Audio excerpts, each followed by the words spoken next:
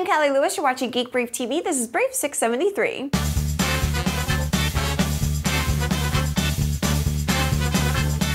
The reason Google wants a Google phone in a more specific way than just having lots of different types of phones running Android is beyond me, but it looks like it's happening. It looks very much like the Droid Aries to me, and the common speculation is the Google phone is being built by HTC. It's likely to be sold in two versions. One version will be a T-Mobile phone, just as the Droid is a Verizon phone, but another version will be unlocked and unsubsidized. Peter Rojas was on Marketplace on NPR last night while we were having some salmon, and he speculates Google's motivated by fear that Apple could own phone-based advertising in the future the way Google owns web browser advertising now. We're sure to learn more between now and January when the Google phone is set to launch. In the Geek Brief house, we've always liked the look of 1950s era TVs and radios. Before Prescott Perez Fox redesigned it, the Geek Brief TV logo was inspired by the Philco Predicta TV from 1954.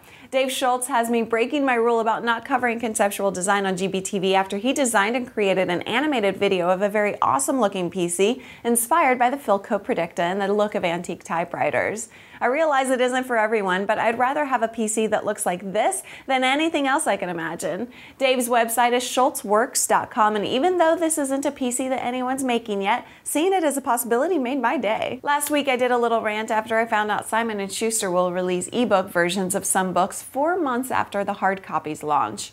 I suggested boneheaded ideas like that would lead to authors skipping publishers altogether, and an article in the New York Times on Monday leads me to believe I'm right way sooner than I expected to be. Stephen Covey, author of The 7 Habits of Highly Effective People, which is published by Simon & Schuster, just signed a deal directly with Amazon.com, giving them exclusive rights to the electronic versions of his books. He'll receive royalties over 50% for electronic book sales with the new deal versus the 25% he would receive from Simon & Schuster. The funniest feedback I frequently get about Geek Brief is when someone tells me they can't afford to get all the stuff I talk about. I'm not trying to get anybody to buy anything. I talk about at least 20 newsworthy gadgets a week, and my only intention is to help more people be conversationally aware of what's happening and coming soon. There are many things that I talk about that I'm not particularly interested in owning myself, but that I'm very glad companies are building. The PiixL Edge Center 3770 Media PC is a smashing example of what I'm talking about. It's a PC built into a thin little 30mm thin chassis designed to mount behind an LCD or plasma TV hanging on a wall. It VESA mounts behind a display between 37 and 70 inches. It can have not just one, not just two, not just three, but up to 4 TV tuners, a range of processor options from 3 GHz Core 2 Duo to Core i7. Audio channels can go up to 7.1.